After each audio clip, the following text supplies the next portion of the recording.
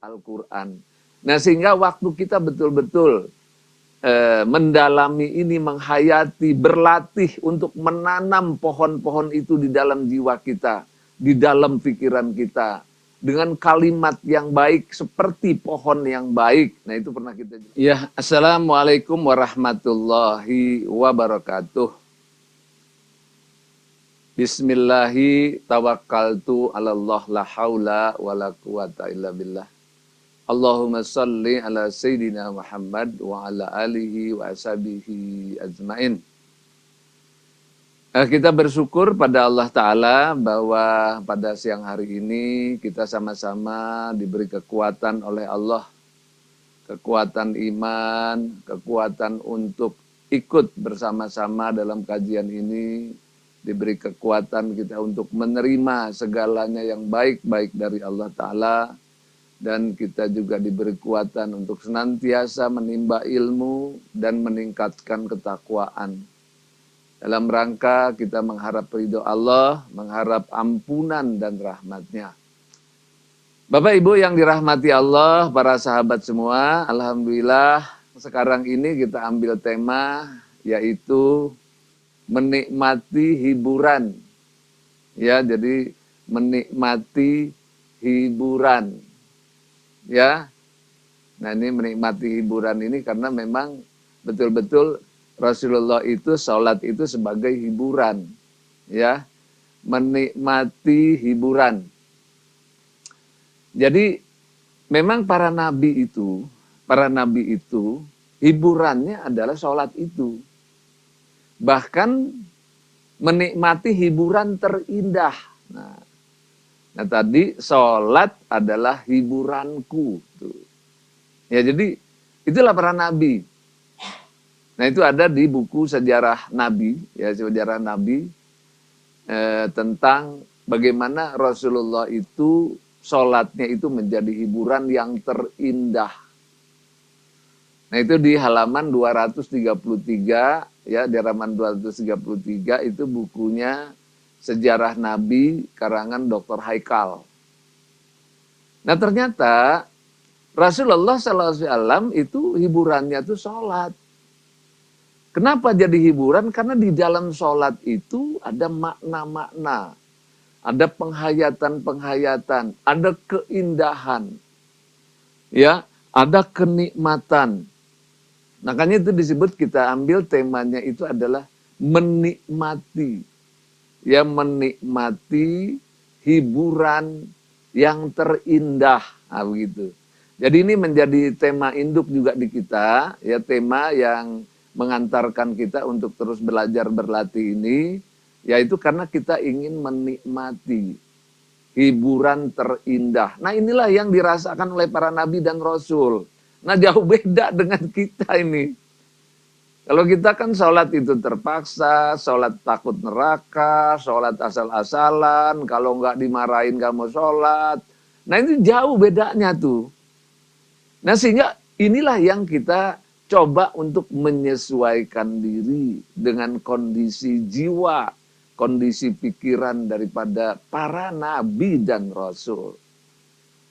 Ya jadi menikmati, nah itu menikmati. Ya hiburan yang terindah. Ya hiburan yang terindah. Yaitu sholat itu. Kenapa menjadi indah? Karena di dalamnya banyak penghayatan-penghayatan dari para nabi itu. Dan bisa menikmati penghayatan itu. Nah ini yang kita tiru nih. Sekarang nih mencoba kita tiru. Kita mensyukuri betul daripada sholat ini dan menikmati. Ini kita coba jiwa kita arahkan seperti ini. Ya kita arahkan seperti ini. Nah karena itulah tema kita yang sekarang ini, yaitu menikmati, ya jadi menikmati itu betul-betul kita rasakan hiburan yang terindah. Ya, nah karena kaitannya dengan terindah ini, dan di dalam makna-makna sholat yang kita tanamkan itu adalah memang sebuah kebun. Sebuah kebun pohon Qur'ani. Nah jadi ini kebun pohon Qur'ani.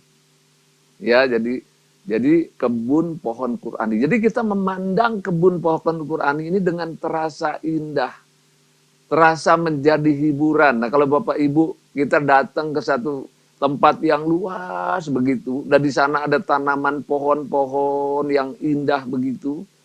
Nah di mana dia itu kadang-kadang ada yang berbuah, ada yang baru tumbuh, ada yang berbunga. Nah begitu kita rawat, itu luar biasa ternyata.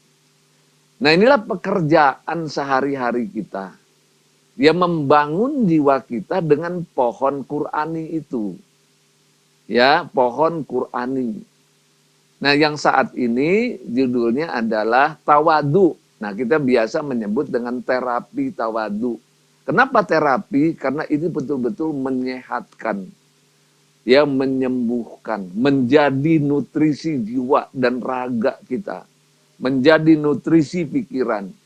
Nah inilah dia mengajak, mengapa saya selalu sebut terapi itu. Yang hari ini kita sebut dengan terapi tawadu. Nah kemarin-kemarin kita sudah juga menjelaskan tentang pohon, itu berasal dari Al-Quran, kita sebutnya. Kebun, kita sebut berasal dari Al-Quran. Ya, kemudian kebun, pohon yang kita sebut. Kemudian ada lagi, pohon itu punya hama. Ya, punya hama juga kita sebut dari Al-Quran. Nah, sehingga waktu kita betul-betul mendalami ini, menghayati, berlatih untuk menanam pohon-pohon itu di dalam jiwa kita, di dalam pikiran kita, dengan kalimat yang baik seperti pohon yang baik. Nah itu pernah kita jelaskan. Nah yaitu makna-makna bacaan sholat. Bismillahirrahmanirrahim. Itu kalimat yang baik seperti pohon yang baik. Alhamdulillahirabbil alamin. Kalimat yang baik seperti sebuah pohon yang baik. Nah itu yang kita tanam pohon itu dalam diri kita dengan berlatih. Nah kita menyebut berlatih ini sekarang ini one week, one therapy atau kita sebut OWOT. OWOT 3T, tumak ninah, tafakur, tadabur. Nah ini menjadi hiburan buat kita, menanam pohon. Nah jadi betul-betul sesuatu yang indah. Ya betul-betul sesuatu yang indah, bahkan hiburan yang terindah bagi para nabi dan rasul. Nah ini Bapak Ibu, sekedar pembukaan yang pernah juga kita sebutkan di waktu-waktu yang lalu, kita jelaskan di waktu-waktu yang lalu. Namun karena ini tema ini hal baru buat kita semua, ya hal baru buat kita semua, saya akan mengulang-ulang. Ya saya akan mengulang-ulang supaya kita lebih paham dan jelas tentang pembelajaran kita yang kita lakukan sekarang. Ya, nah karena itu saya akan buka slide-nya kembali supaya kita mudah ingat. Saya akan mengambil tema menikmati hiburan terindah, berkebun pohon Qur'ani. Pohon apa yang kita tanamkan dalam diri kita yang disebut pohon tawadu atau terapi tawadu. Ya, karena dia akan menyehatkan kita. Sekaligus juga membasmi hama penyakit yang ada di dalam diri kita. Nah, karena itu saya ulang-ulang lagi sedikit. Dari mana dasar ambilnya? Nah, ini kita lihat. Perumpamaan dalam Al-Quran, berkebun. Surat Al-Baqarah, surat 2 ayat 265. Kamasali jannah. Nah istilahnya itu. Seperti sebuah pohon artinya. Sebuah kebun, maaf. Seperti sebuah kebun. Jadi jannah ini kebun sebetulnya. Ya kamasali ini sepertinya seperti sebuah kebun. Nah kemudian istilah pohon. Ya istilah pohon kita ambil dari surat Ibrahim ayat 14 ayat 24. Surat 14 ayat 24. Ya. Nah ini masalan kalimatan thayyibatan kasajaratin thayyibatin. Nah ini kalimat yang baik seperti sebuah pohon yang baik. Nah ini yang kita tanam nih kalimat yang baik tadi. Nah jiwa kita adalah tanahnya. Nah, tanahnya ada tanah yang baik, ada tanah yang kurang baik. Ada tanah yang subur, ada yang tanah yang tidak subur. Nah, kita lihat di dalam surat Al-A'raf, surat 7 ayat 58, dan tanah yang baik, wal baladut thayyibu. Nah, ini juga kita lihat ada hama di sini. Ya, ada hama itu di dalam surat Al-A'raf, surat 7 ayat 133. Ini hamanya macam-macam nih. Ini juga perumpamaan, ada taufan, ada belalang, ada kutu, ada katak dan sebagainya. Nah, inilah dasar-dasar kita. Nah, kemudian kalimat yang baik seperti pohon yang baik, yaitu kalimat yang baik, makna-makna bacaan sholat dan terapi Qur'ani. Nah, makna-makna bacaan sholat tadi Al-Fatihah ya, masing-masing tuh. Terus kemudian terapi Qur'ani, ada terapi taubat, astagfirullah, ada terapi tawakal, hasbunallah wa ni'mal wakil. Nah, itu tanaman-tanaman yang bagus. Ya, yang kita tanam dalam diri kita dalam latihan awad itu. Yang ditanamkan dalam jiwa dengan awad 3T secara terus-menerus. Nah, kemudian tanaman itu harus dipupuk, dirawat, ditubuh kembangkan hingga akhir hayat. Nah, ini saya sebutnya. Nah, kemudian istilah daripada hiburan di sini saya mengambil dari salat adalah hiburanku. Ini hadis ya. Ini hadis yang tadi disebutkan juga oleh Mbak Yani tadi itu. Di dalam buku saya ada itu. Dari buku Sejarah Hidup Muhammad, Dr. Muhammad Haikal PhD, halaman 233, penerbit Dunia Pustaka 1982. Nah, ini dasar-dasar ya mengapa kita mengambil seperti itu. Ya, dasar-dasarnya ini. Karena inilah yang akan kita jadikan acuan agar kita betah menanam pohon, betah berkebun, betah menjadikan makna-makna bacaan sholat sebagai hiburan, betah melatih terapi Qur'ani, betah dengan awardnya itu. One week, one terapi jadi betah. Karena ini hiburannya para nabi dan rasul. Ya, ini hiburannya para nabi dan rasul. Kita contoh. Nah, gitu. Nah, kalau kita kan hiburannya apa kira-kira ibu-ibu, bapak-bapak? Ya, nah coba deh. Ada yang begini, saya nggak mau sebut ya. Hiburannya apa, ada yang begini. Saya sebut begini begitu aja deh ya. Nanti kalau disebut, waduh, nanti nggak enak lah gitu ya. Nah, nanti saya sebut lah hiburan kita apa. Nah, sekarang hiburan para nabi dan rasul. Nah, kita berusaha menyesuaikan diri. Ya, makanya terapi Qur'ani, salat khusyuk 3T itu adalah hiburannya para nabi dan rasul. Nah, ini yang penting untuk kita pahami. Jangan lupa juga, kenapa sih seringkali kita nggak betah? Nah, ini ya, nggak betah untuk latihan, nggak betah untuk menikmati 3T, nggak betah, hiburan harusnya di situ nggak betah. Nah, karena banyak hama, jangan lupa tuh. Ya, hamanya banyak di dalam diri kita ini. Ya, nah salah satunya adalah malas. Nah, ya, ini ada Qur'annya juga nih. At-Taubah 54. Nah, nanti ya bisa dilihat. Nah, kemudian ada prasangka buruk. Nah, itu ada ayat Qur'annya tuh. Ya, prasangka buruk.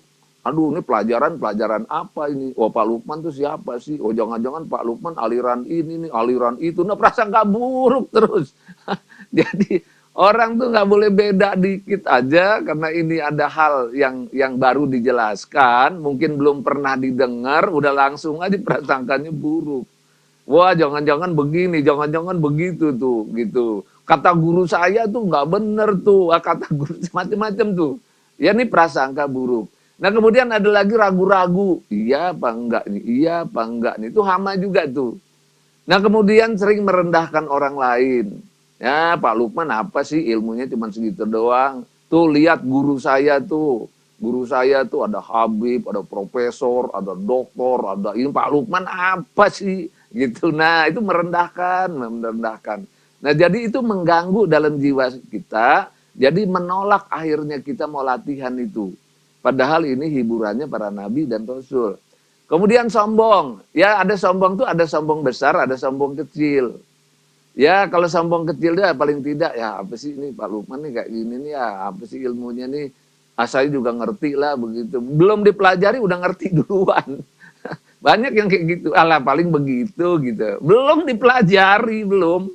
Dipelajari aja belum, didengar aja belum, udah langsung, paling begitu tuh gitu. Dan itu sombong tuh. Sombong tapi sombong kecil gitu kan. Nah ini, kemudian fitnah. Nah, termakan fitnah. Jadi termakan fitnah tuh. Biasanya yang termakan fitnah ini dengan istilah-istilah tertentu, misalnya istilah bid'ah. Jadi orang difitnah dengan bid'ah. Itu fitnah, itu belum dikaji, belum dilihat, belum dipelajari, karena ada perbedaan pandangan sebagainya, udah dituduh, dia tuh bid'ah, dia tuh bid'ah. Nah ini memfitnah namanya, karena bid'ah itu masuk neraka masalahnya. Jadi membuat orang takut, nah ini termakan fitnah. Ada lagi, kalau golongan sono kafir, kalau golongan sono kafir, kalau golongan kita bagus, 73 golongan, yang benar cuman kita, yang lain kafir, nah itu fitnah tuh. Tergolong fitnah, jadi memfitnah-fitnah orang. Ini termakan kita dengan itu. Nah kemudian tergesa-gesa, nah tergesa-gesa juga gitu, tergesa-gesa aja. Kita pengennya buru-buru, mau latihan sholat khusus 1 hari aja lah. Atau seminggu lah paling lama, lah kalau begini saya nggak bisa lah, udah pokoknya saya maunya yang buru-buru. Saya cari yang cepat tuh, orang gampang tuh, yang cepat, yang cepat, yang cepat. Wah mendingan saya modelnya yang cepat aja, nah itu tergesa-gesa namanya. Ya itu hama juga itu di dalam diri kita. Nah kemudian mencela, belum apa-apa, belum dibaca udah dicela. Apaan tuh pelajaran 3T itu? Apaan itu sholat khusyuk itu tuh? Apaan itu pelatihan? Ada lagi tuh. Ada apaan tuh pelatihan? Apa itu berlatih? Apaan itu khusyuk tuh berlatih? Mencela aja bawaannya itu. Ini yang saya temukan di lapangan, ini bukan dibuat-buat, ya di lapangan, yang menyebabkan orang itu tidak mau berlatih. Nah ternyata ini hama. Ya, kemudian was-was di dalam dirinya. Oh, kok saya begini ya perasaannya? Kok saya begitu ya perasaannya? Jangan-jangan saya begini, was-was aja. Nah itu was-was. Yang ke-10 adalah ria. Nah ria itu saya pengen yang dilihat orang. Apa kata kawan saya nanti? Kalau saya latihan beginian nanti bagaimana kata kawan saya? Tuh kata guru saya kok bukan begini. Nah begitu aja tuh bawaannya tuh. Ya. Nah itu aja. Nah ini hamaknya itu ada di dalam diri kita.